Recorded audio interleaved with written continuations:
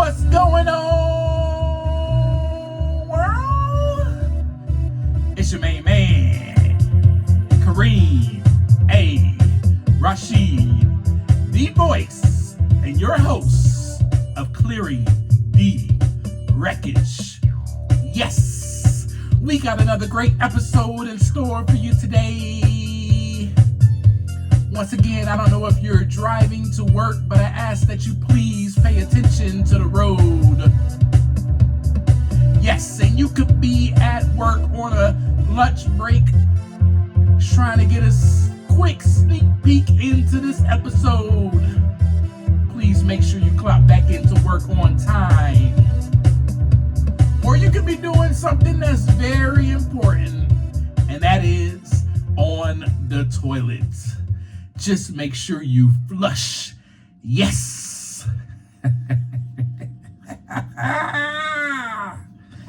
Yes. What is going on with you today, world? My peeps, what's up? What's happening? What's happening with you? So glad to be here with you today to just have another awesome conversation. Yes. First and foremost, I just want to say thank you. Thank you. I cannot thank my listeners enough. I cannot thank you for just sitting here with me and just enjoying some time to be with Kareem. You know what I mean? Like, it's that rhyme. Ooh, I didn't know that rhyme. That was dope. Anyway, taking some time to be with Kareem. You know what I mean? Living the dream. Yes, indeed. I can keep rhyming if you want me to. No, I'm just playing. Well, I just want to say thank you. I am always filled with gratitude that you have accepted my invitation to be on this journey with me of clearing the wreckage. Yes. Indeed, thank you so much. Please continue to share this podcast with your loved ones, your co-workers, your family, your friends, whomever you come in contact with. And while I got your attention, go ahead and hit that subscribe button or that follow button and that download button. Yeah. Download the download button. Yeah, download the download this. So what are we going to talk about today, Kareem? Well, we're going to talk about clearing the wreckage. Yes, indeed, as always. But today we're going to talk about belief in a power greater than I, a power greater than me, right? That's what we're going to talk about.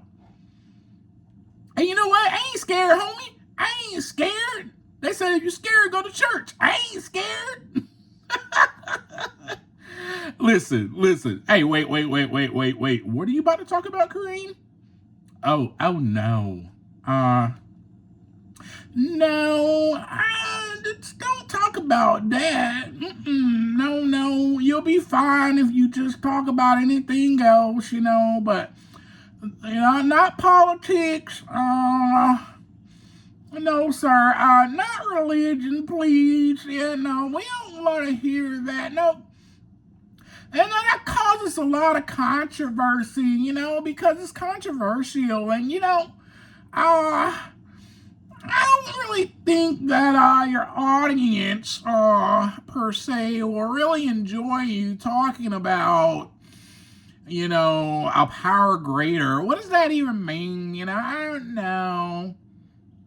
No, yeah, I reckon that you shouldn't talk about such things. Your podcast will actually probably be number one if you never talk about politics or religion. Yeah, that's why they tell us not to talk about those things, Kareem. You probably That's a no-no. Yeah, well, screw you. I'm going to talk about it. It's my response to society, to this world. And I don't care.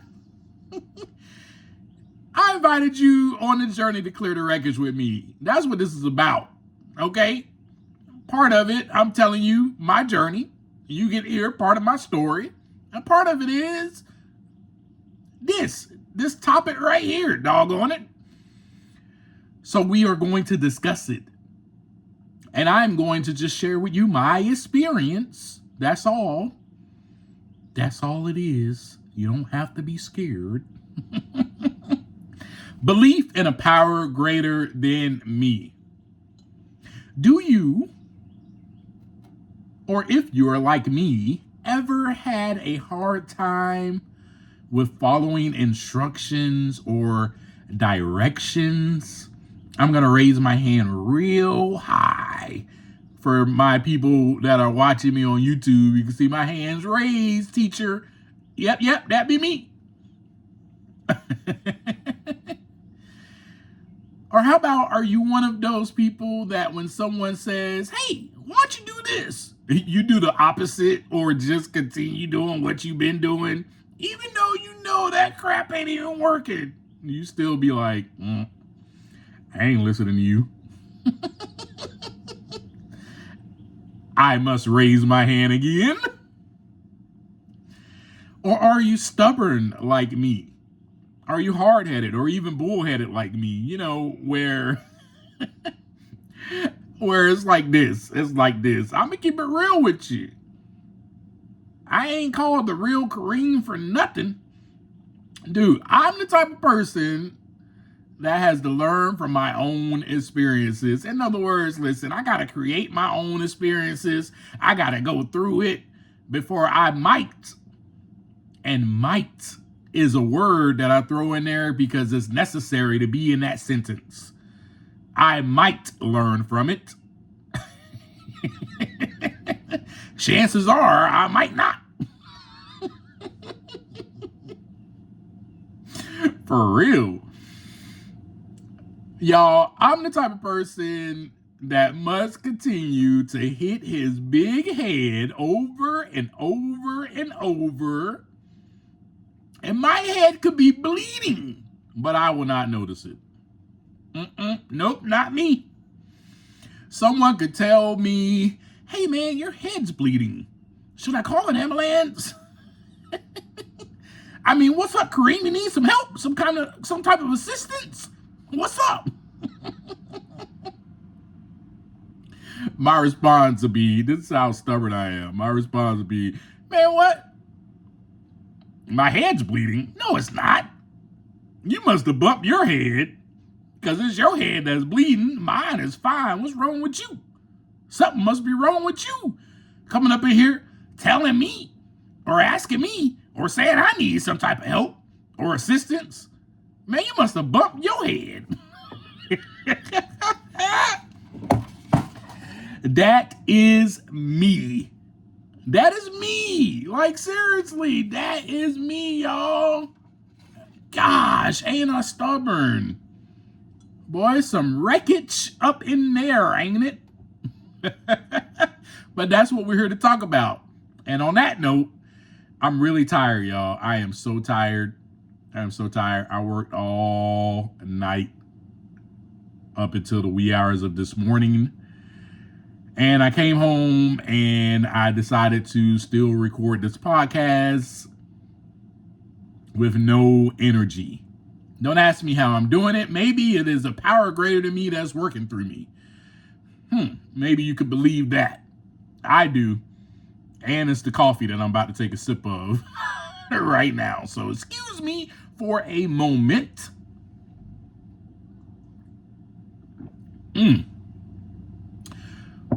Needed that. That's so good. Maybe, just maybe, do you think that I'm the type of person that needs structure?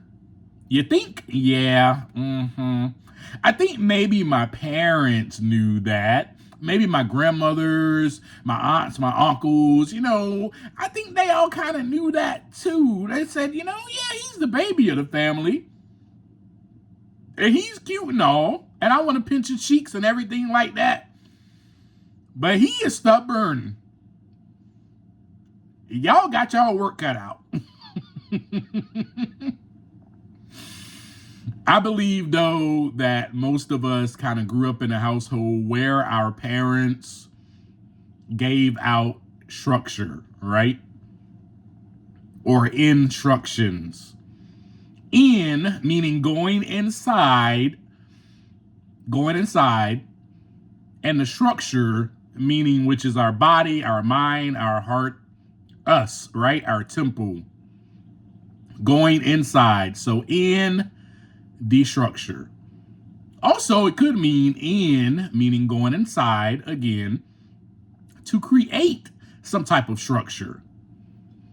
That could be where they got the word from, instructions. I don't know. I'm just a wordsmith. I just know how to break down words. Don't mind me. I'm just going to do my thing over here. You feel me? Y'all can correct me if I'm wrong, but I want you to digest on that. And while you do, I'm going to sip some coffee.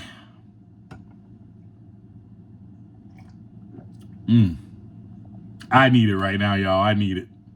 Anyway, so morals, right? We talk about morals, right, wrong, what to do, what not to do, what to say, how to be, all those things, right? I think that those were first set in the household, growing up, your formative years. Those are the things that your parents instruct you on to give some type of structure. I was taught, tell the truth at all times. Don't lie, boy. Don't lie. Look both ways before you cross the road. And we are to be respected. So, yes, sir. Yes, ma'am. No, sir. No, ma'am. Sir and ma'am needs to be after your no or your yes. Say please and thank you. Be sure to ask for what you want. Do not take anything that does not belong to you. And also keep your hands and your feet to yourself, boy. Those were just some, etc. The list goes on. But those were some of the morals that we were taught, maybe, as kids growing up. Then we were also taught more instruction, more things to do, which created more structure. Brush your teeth twice a day.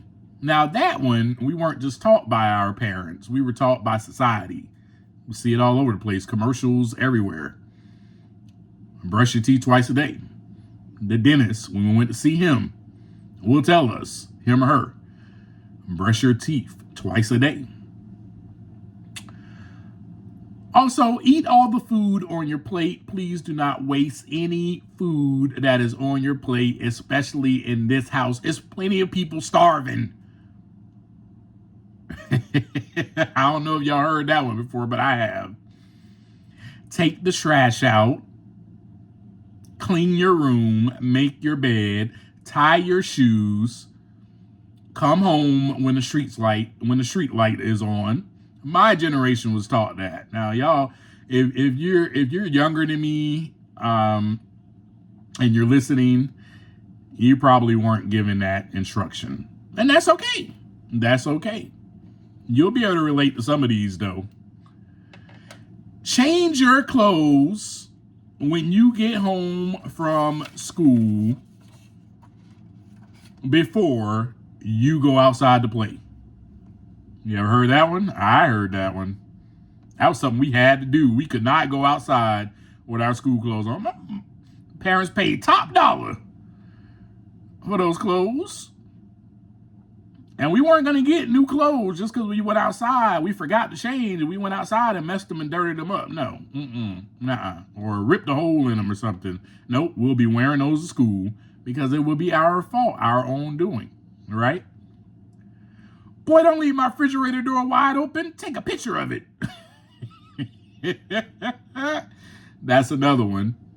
Turn the light on when you need it and turn it off when you're not using it. Do not take food out of this house, boy, unless you got enough to share with everybody. Those were some of the things that we were told. Those were some of the instructions and directions that we were given in going inside our structure, in going inside to create structure. Remember that, instructions. Now, these things or guidelines or instructions were set by every single adult that we came in contact with. Pretty much. Uncles, aunties, grandmas. So whomever house I was at, I had to act accordingly. And that means in school as well. Yes, sir. No, sir. Yes, ma'am. No, ma'am. All adults are to be respected. Say please and thank you. Ask for what you want. Keep your hands and your feet to yourself. Yes, all the above. All the above. So as kids, we were given this type of structure. Why were we given those things? I wonder if you actually ever just like sat and thought about it, as an adult. As an adult, have you talked to your kid self and said, well, Kareem, talked to your 5-year-old self and said, you were given those instructions so that now as an adult, you have some structure. That's basically why. That is why we were given instructions. So that we have some type of foundation, some type of structure to lean on, to hold on to keep us stable. To keep us not from rocking back and forth.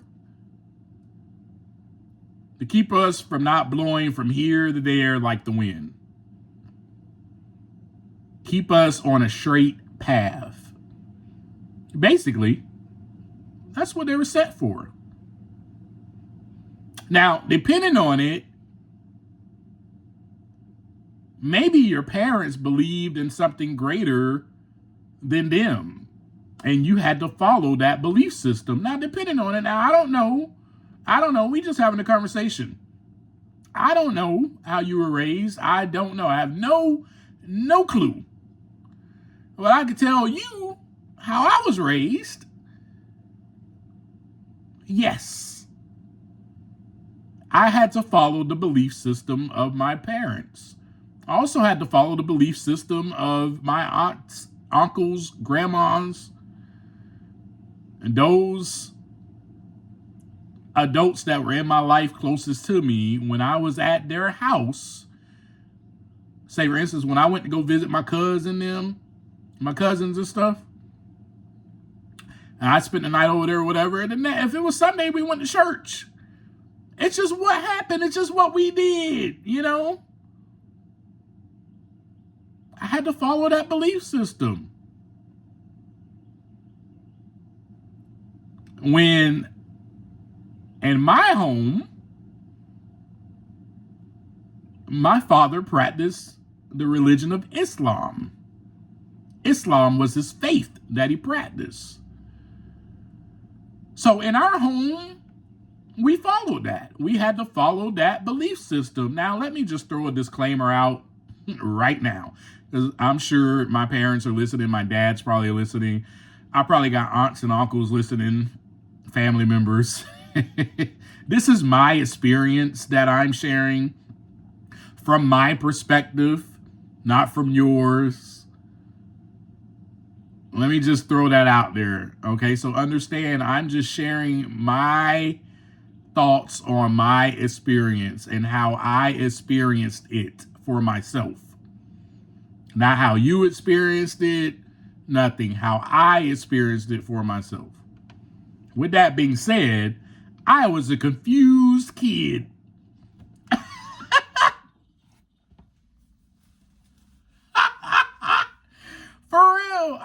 was so confused, y'all. Oh my goodness. Okay, so I'm praying 5 times a day, and I'm not eating pork. But when I go to my cousin them house, they make whatever they make, I eat. Because I had to eat. I didn't say to them, no, auntie, I don't eat pork. I ate what they cooked for me. That's the truth. That's the truth. I mean, it is what it is. It is what it is. I'm 44 now. Those years are dead and gone. But hey, we bringing it to life today to talk about it, right? Anyway, I want to say this in a way that hopefully you will understand, though. Even though I've seen both sides of the coin, the great thing is that it gave me faith. It generated and implanted some type of faith inside of my young mind. Yes, it did. Oh my gosh, it sure did.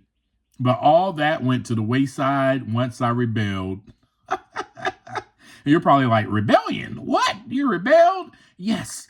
I told you I was stubborn. You ain't get.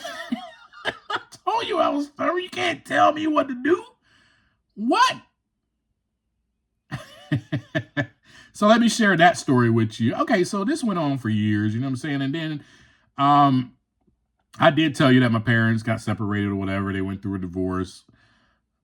And I didn't see my dad that much from that point on. I was very young when this happened. Let me take a sip of coffee real quick. And with that being said, when I got a little older, that's not my preteen years, I went to go stay with my dad. I've already told you the story, so you already know pretty much part of it. Went to stay with my dad. My dad was still practicing Islam. That's his faith. And in his household, I had to pray 5 times a day because I was in his household. Follow suit. We don't eat pork in this house. You don't eat pork. You fast during the month of Ramadan. Yes, and you're at the mosque with me every Sunday. That's just what I had to do because I lived underneath his roof. And I would visit my mother. I would stay with my dad. So I would visit my mom on different, occasions here and there, holidays, whatever. And now my mother, when she was with my dad, she practiced the faith of Islam.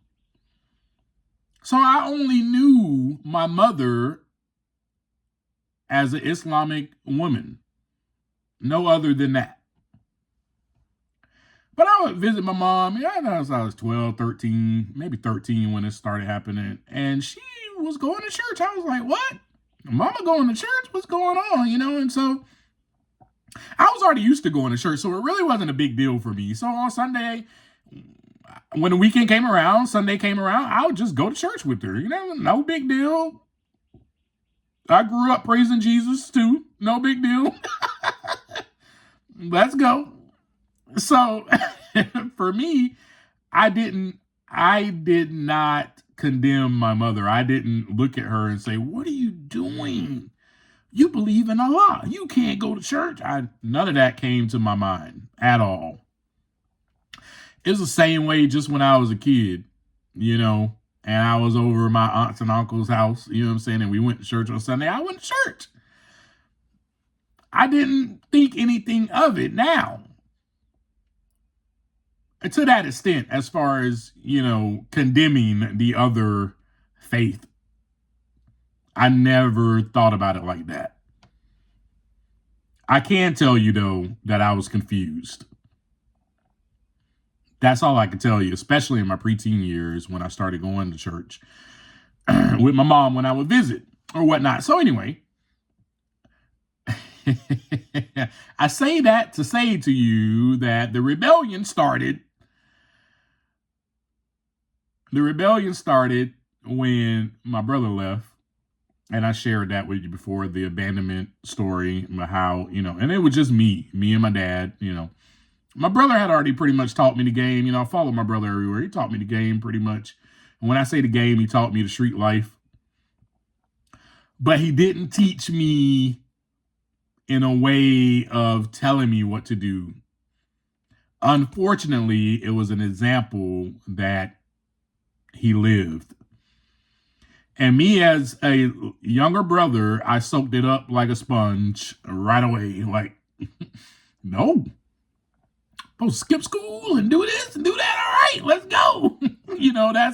that's I wanted to be like my older brother.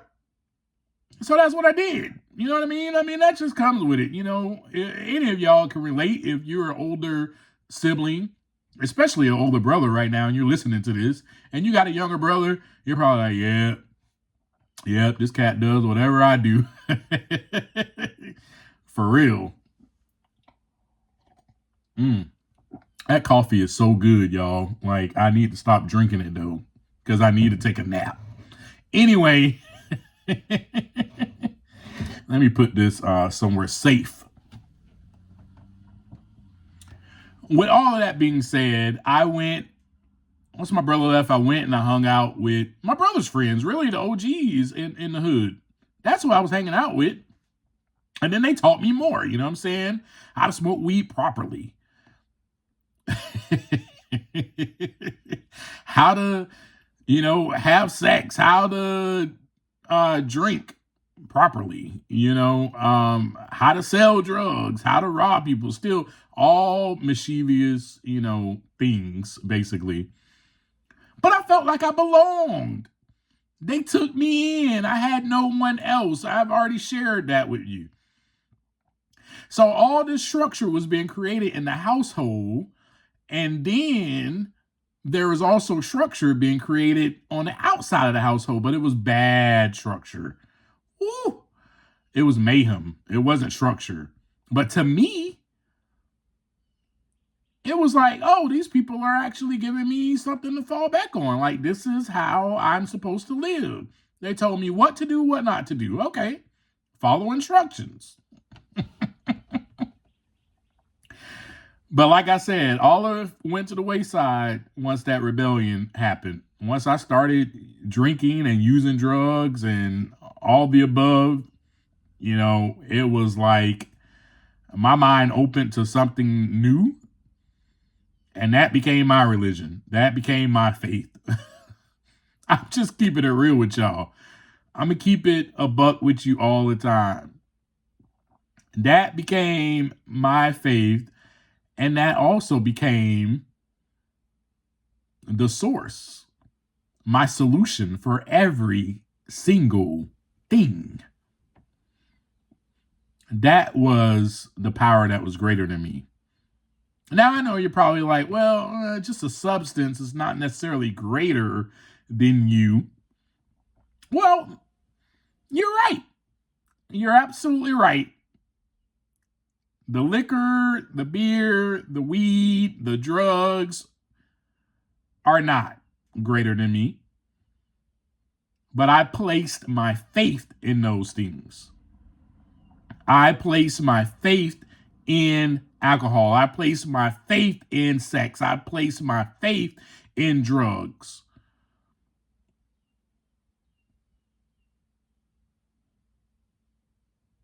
Just let that sink in for a minute. Digest that. For real. So I knew, because of the structure that was created in me, the deep seed of faith that was embedded in me, I knew there was a source. I knew there was a God. I knew it. Especially after I got saved from the woods. Saved from myself, my addictions at that time. I knew it. By that time, now I had the evidence, but I had to go through all these different experiences to see it for myself. And some of those experiences were, I'll list it, being in and out of jail, getting in a lot of fights, having a gun pointed to my temple, being sliced with a knife. You know what I'm saying? Like, oh gosh. Ending up in so many different places after drinking, waking up like, how did I get here?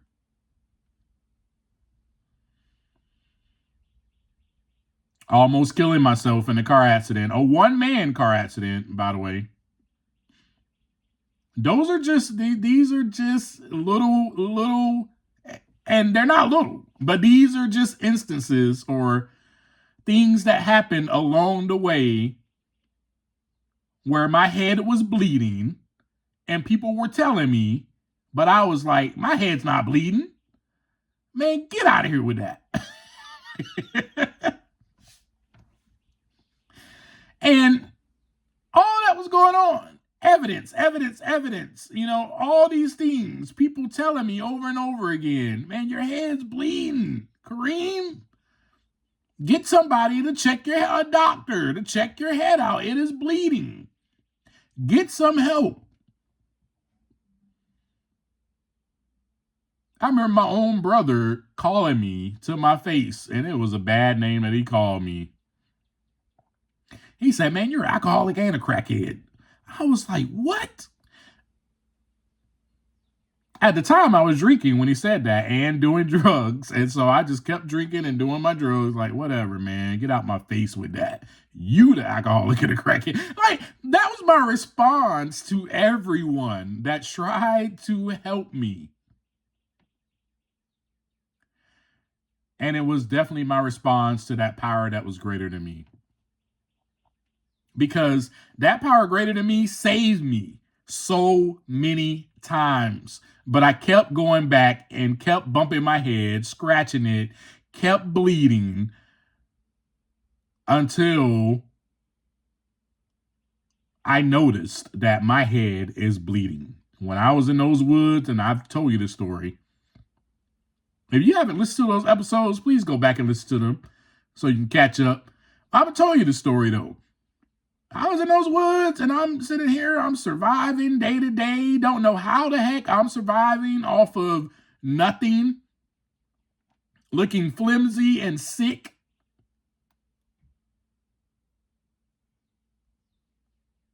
Going to fly signs so that I can get something to drink. So that I could get something to smoke. Something to, you know what I'm saying? Like that was me. So by this time, I did not get to that place without being able to, I'm trying to say this in the right manner so that it comes out right, so that you understand. I did not get to that place without me knowing, because of that deep seed of faith, that there is a power greater than me. I knew that. It was already deeply rooted. Since childhood, it was deeply rooted. But in my rebellion, I was ignoring God. I was saying, nope, I don't want anything to do with you. I even left the church. So I started going back. Let's go back to that. So once I moved back to Tally, I moved back to the place where I stay now. I had moved back at like age 15 or whatever. And so I started going to church, you know what I'm saying? Again. And then I got baptized, and then I immersed myself in church. And why did I immerse myself in it? Because it gave me structure. It gave me structure. And I enjoyed it. And But then I rebelled because I was like, what? Something is not sitting right inside of me. I don't know what it is. I can't pinpoint it, but I'm tired of all this structure. Defiant nature. I am a rebel at heart. I'm tired of all these people telling me what to do. I'm tired of God trying to tell me what I need to do. And so I left the church. And that's really what it was. That's really what it boiled down to. And then I went right back to my faith in alcohol, sex, and drugs. That became my God.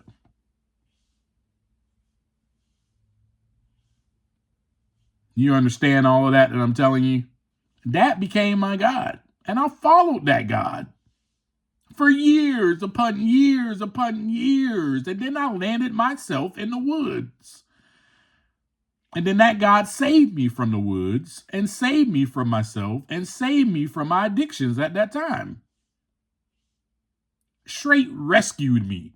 Now, how can I not at that time? I've had all the evidence now. I know good and well I did not do this. There has to be something greater than me that is doing this in me, for I know that on my own accord, I'm lost. I will still be wandering in the woods.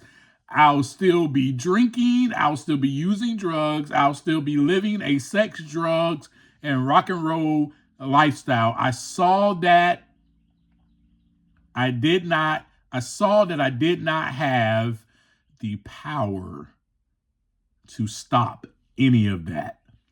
This must be a power greater than myself. Oh, my head's bleeding.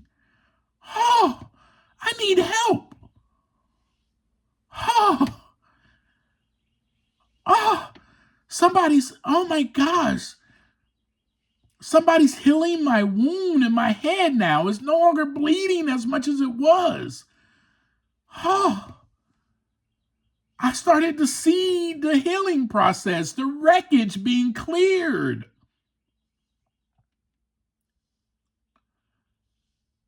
With all of that, remember, I create my own experience. I have to go through it. With all of that, I went through all of that and I started seeing the outcome. I started seeing, man, when I believe in this power that's greater than me, when I believe in God, I can quit drinking and using drugs. When I believe in God, I can get out of these woods and oh my gosh, you know, my mom will take me in and I can, oh, when I believe in God, I can find a job. Oh, when I believe in God, I can save my money. I can give my money to my mother. Then I can give it to one of my friends who was an accountant and let him help me. When I believe in this power greater than me, when I believe in God, great things happen. When I don't, whew, misery. That became my conclusion. That became my conclusion. When I believe in God, oh, he helps me see that, oh man, I may need to see a psychiatrist. When I believe in God, okay, oh, I need to take this medicine. Okay, when I believe in God, my anxiety reduces. When I believe in God, I can become stable enough to go to work and not be so anxious. When I believe, am I preaching now? I ain't trying to preach to y'all, but this is my experience. This is the experience that I'm sharing with you. When I believe, see, when I was doing all that stuff as a kid, there was no belief in me. The belief was being implanted in me at the time. It was a seed that was being planted. The instructions, it was going inside of me at the time to build or create structure. And then later on, that's what it created. Structure. That belief in a power greater than myself, that belief in God helped me overcome obstacles. Y'all don't hear me though. Y'all don't hear me. Ooh, y'all don't hear me. Yes, now I'm preaching because y'all don't hear me. If you knew, well, I'm sharing some of those things with you, but if you knew everything, I mean, this podcast, the episode would be, hours and hours long if I share with you every single thing that I've been through to help you get more of an understanding. But if you knew, then you know, oh my gosh, this is only God's doing. This is only God's work.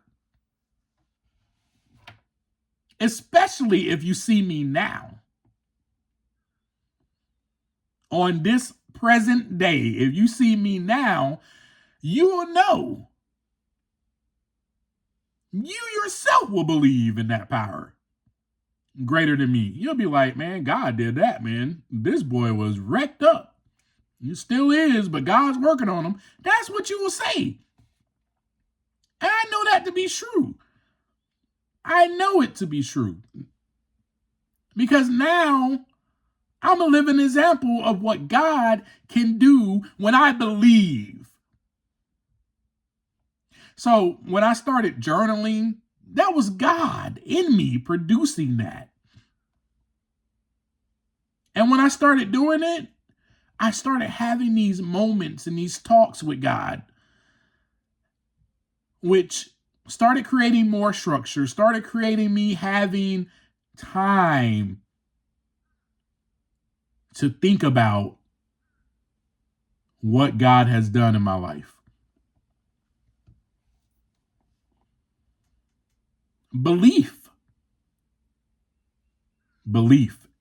in a power greater than me. That's pretty much what I wanted to share with you today. That me believing in this power greater than me, whom I choose to call God,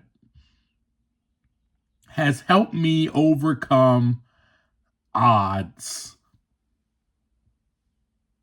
Odds, I tell you. Here I am. I stand before you while I sit right now at my desk. Clean and sober. I've written 2 books. No, in fact, I've written 3 books. I have 2 books published. These are just some accolades that I'm throwing out.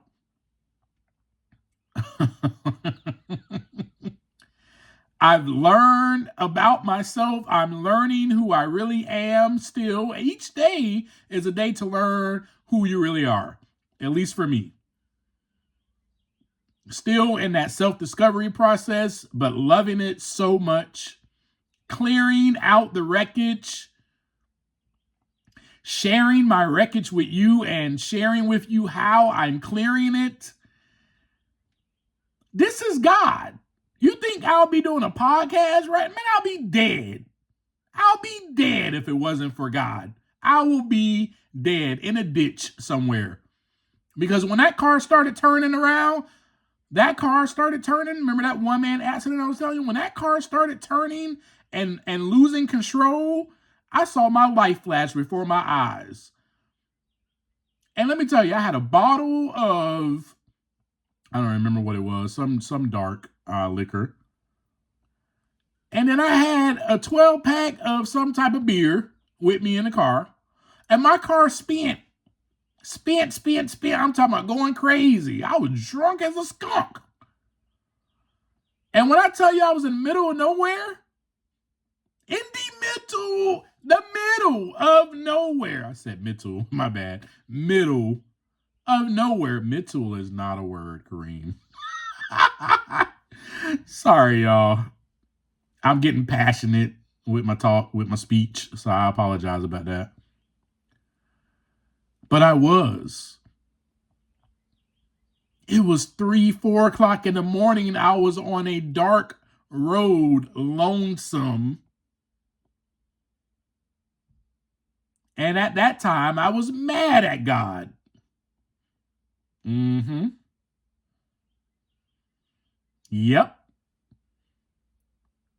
And God still saved me. Because I kid you not, my car was in the ditch. And I'm sitting there not knowing what to do. I just so happened to step out of the car. I'm guzzling my liquor. I might have said a prayer, probably, because I used to pray when I felt like, oh, I was desperate or I was such a time of need. That's the only time I called on God and when I believed, which was horrible of me to do, by the way. But anyway, 3, 4 o'clock in the morning, the truck comes out of nowhere. And when I say a truck, I'm talking about like one of those trucks on big wheels. Yeah, here I am, this black guy that's in the middle of nowhere. And I ain't telling you where I was. Just know that I was in a hick town. Excuse my French. I probably should not say that. But I was not in a place where black people normally go. How about that? That's a better way of saying it.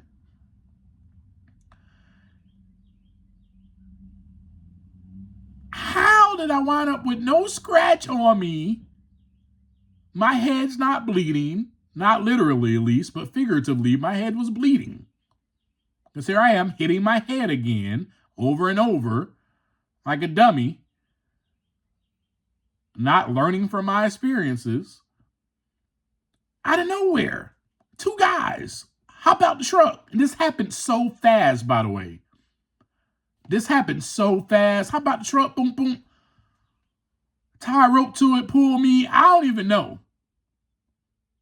I get back in the car. First of all, before I got back in the car, I looked behind. They were gone. Now, I share that experience to share with you. I guarantee those were 2 angels, because the way they came out of nowhere, I didn't even see a truck driving down the road. I was outside of my car. I was standing outside of my car. I took a guzzle of liquor, and I'm just like, dang. Man, God, help me through this, Please help me. Drunk as a skunk, God, please help me, Then the truck comes out of nowhere. You don't even hear the truck coming down the road. I'm talking about, I'm not kidding with you. Like, this was a truck that was on like those huge tires, loud, and you should be able to hear this truck coming up the road. I ain't hear not one sound. And all of a sudden, 2 guys hop out. Hey, man. They tie a rope to it. Boom. And then, all right, man. And I look back, and that truck is gone. Gone. I mean, it was like they got lifted up in the air or something. And if my faith did not increase that day, I tell you what, it sure did. After that, I still didn't learn. I'm going to tell you that story. I'm going to tell you that full story on the next episode, because we haven't even got to that point yet in the actual story that I'm trying to tell you. But anyway, yeah, my faith was definitely building. And my faith builds every time I share that story with someone, because I truly believe that I should have been just in a ditch somewhere dead at that time. My belief in a power greater than me, in God, saved me that night. And lastly, my belief in God, in a power greater than me, has brought me to where I am today. Folks, this is how I'm clearing the wreckage even today. but we got so much more to uncover. I'm so glad that you're on the journey with me because I'm really just sharing a story with you. And I can't wait to catch you up on that because that story I just told you, I got an episode coming up. You're going to hear about that. And you're going to be like, oh my gosh, that's what he was talking about? Yeah. Mm-hmm. Yep.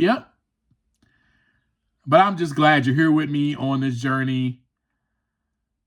And as I always leave you, take some time to look inside so that the wreckage can begin to clear. Peace.